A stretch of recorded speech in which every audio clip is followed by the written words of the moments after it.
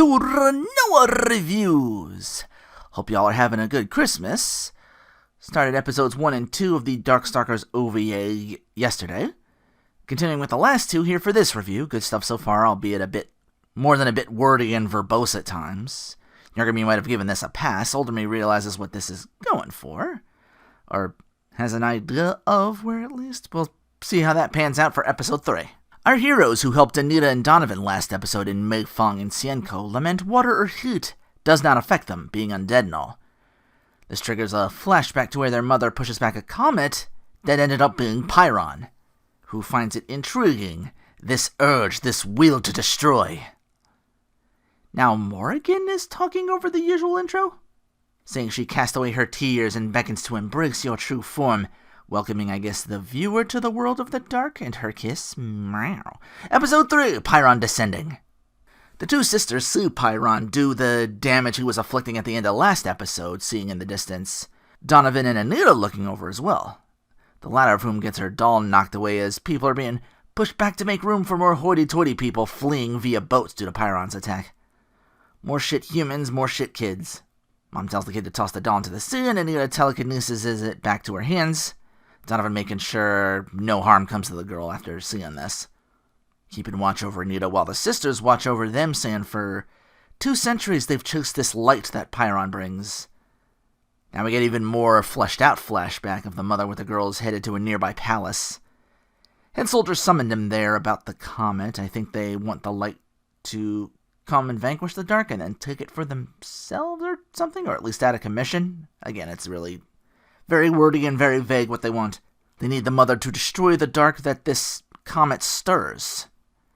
The elder there shows concerns her means to deal with this comet means her life is forfeit just to have enough power to do so.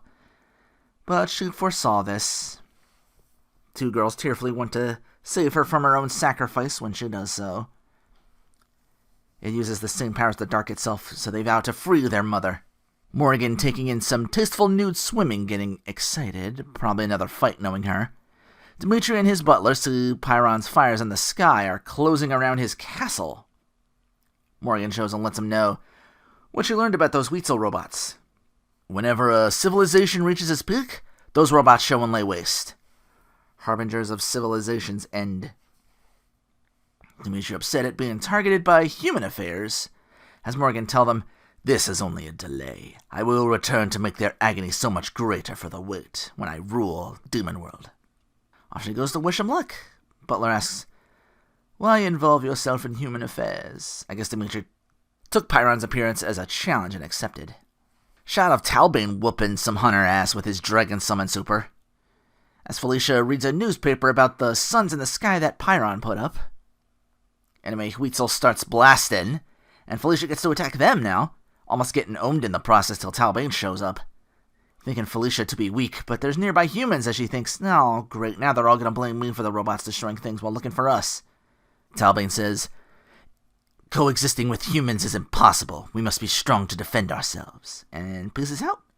Felicia's okay, though. She wakes to find she was taken in by a human doctor. Apparently Felicia did drum up business for her show. She got fans, but they're all headed out via train. They're all evacuating as well. Doctor staying behind to help people. The train gets commandeered by some military guy with a mobile cannon to take over the rails. Felicia herself, taking a train of her own, gets blasted later by this cannon in way of the rails. So now Felicia is a hostage, and the military guy blames her for the dark appearing. The doc and some kids sneak flowers in to cheer up as the rail cannons are easily swept away by the army of Weitzel. They announce themselves Guardians of the Earth as their intent is to exterminate human and Darkstalker alike. In the chaos, the doctor frees Felicia and tries to have her run away. Felicia, with renewed faith in humans, takes a train and lures the Weitzel away. Talbane in tow shows up to help, telling her, "Make it to the tunnel." Talbane and Felicia scamper quickly from the train as it's wired to blow with the Weitzel clamped on. Felicia telling Talbane, "We can coexist. Not all humans are violent as you say they are." Back to Donovan, hoping in so many words Meifeng and Hsien-Ko succeed. Debbie Downer and Anita saying, "They're not strong, they're just nice. Their strength is a lie, they're just gonna go die." Anita actually tearing up and crying aloud at this. Donovan quickly snaps her out of this and, Cast the wing, your emotion protected you. But since we've met, you've since shown anger and sadness. I want to help show you happiness. So he's got a new vow as they come along with Hsien-Ko and Mei Ling. This episode was more about everybody rallying to either believe in humanity or at the very least unite against this threat for the next and final episode. Which opens up with Weitzel's summoning an even larger one. I'm like, oh, call back to one of their endings. They have like a actually mech-sized one, I guess, to take on the suns personally and destroy them. I think the next couple of scenes either happened during or before. No intro this time, we're just going straight in. Need all time to close this out. But we see Pyron in different parts of the Earth. If you're wondering where the characters Anakaris, Riku, Sasquatch, and Victor are, Pyron's already took them down before the episode title hits. For whom they fight. Dimitri's castle versus one of Pyron's sons, which extends to Dimitri versus Pyron himself. Pyron wins, states, "The Huitzel said you were among the strongest. Were they misinformed?" And after seemingly taking Dimitri down, Pyron says him being here as that comet is what led to the Darkstalkers gaining traction or form here. Learnt of the Huitzel too, so he waited so he could satisfy his battle lust. Believes fighting in war is man's true destiny or something akin to that. Hearing this triggers the Huitzel, who destroy only to end conflict, turn and attack Pyron. I don't think I'll do the clip. It's not exactly a face turn, it's just they've kind of turned on Pyron and probably continued to do what they've been doing afterwards. There's now consider, I guess, Pyron threat number 1 now, because of his power. Back in the Demon World, the Ainsland clan hoped to rally the nobles together, but they try to put it all on Morrigan. In the midst of their arguing, Morrigan spits on the nobles' lack of spine and moves to go herself, thinking even Dimitri had more backbone for at least trying to fight.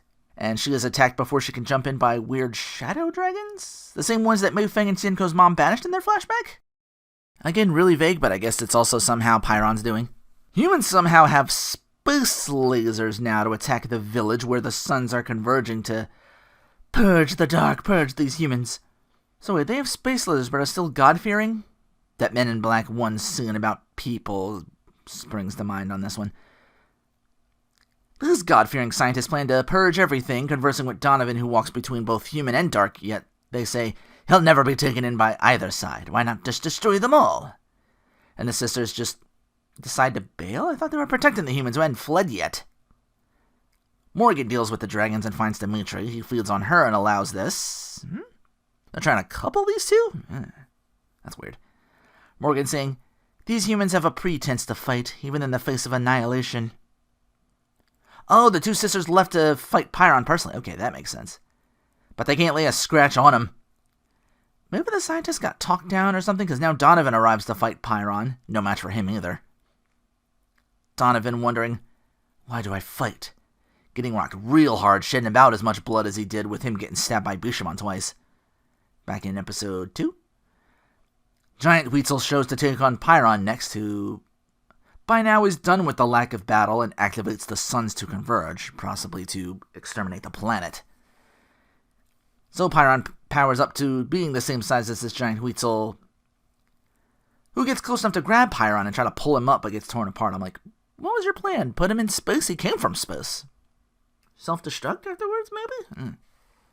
Do Huitzels have a self-destruct move? I don't recall off the top of my head. I think that might go against their preservation kind of thing. We get a Donovan flashback to him training in a place with others who, like him, are both human and dark, shunned from society due to it. Yeah, they're just hiding out in this little, cave or whatever. The eldest of them asks Donovan, why do you punish yourself even more? Donovan says, humans run from the dark. You hide from them. Why hide as though we are the unclean ones? We too have a right to live. I am not immune to my desire to destroy, human and dark alike. What am I to do with this anger? Priest there with Donovan's bead necklace tells him, this burns of a human heart. They'll make you human. Can you find peace within? Dimitri ready to round 2 with Pyron, but Morgan feels this sensation telling him, let the humans take this one. Anita wakes her power to save Donovan. His blood's not dirty and neither is his soul. And boom, Anita put Donovan back in one piece. Did not think he was going to be the big hero of this, but hey, alright, main hero Donovan, and who's giant now? Oh, he just turned into the big Zeus-looking guy with that foot stomp super of his. He just rider kicks a hole through Pyron. Donovan's all, foolishness comes from within. The true battle is within the self. I guess in a million words he can say, if I got hate, I can learn to love too and defend the humans. Anita gets her smile on as Pyron's done and the Weitzel decide to call off their attack. That's it? Yeah, that's episode 4. Wow. So Pyron undone with philosophizing and a kick. Oh, lame. God, the art continues to look amazing. Still very well animated, but man, do you talk a bunch of shit I gotta try and sum up I don't even think I got all of. Alright, so let's get to the end part of this. Best character, Pyron's power of end boss on full display. It's just insulting to see how he gets ended. I was looking forward to the odd team-up of the three the Weitzel mentioned were the biggest threats, but Morrigan's all lovey-dovey with Dimitri? I didn't like that. Pyron's still the best cause of all of cool shit being built up as part of the reason why mankind evolved a bit further than it normally should have. Like, why do they have space lasers and all that? Why does the dark appear? So, it's all Pyron. They gave him more than just the games of Galactus, more or less, and only spared Earth at the beginning of the dinosaurs just so he could be provided with a decent challenge.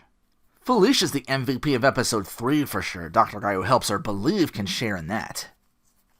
Worst character is the fucking Dr. Wily ripoff scientist. You got a space laser and you're still God-fearing? I think those scientists just took Weitzel scraps and jerry-rigged them to be, like, flying around in. It serves the purpose of getting Donovan to fight, but it's not really if you think about it.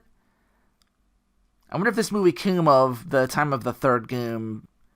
Imagine a crowd stirred up by Bonnie Hood. Then again, she may be attuned to the dark. Not a Darkstalker, maybe they're distrustful of her as well. She'd have been a great foil for Donovan, but they never collide in like any actual game. I think Donovan's out of Darkstalkers 3. Like, he's fighting his dark half. Bonnie's a full human stooped in the dark in order to effectively hunt them. Pyron's just everything looking beautiful again.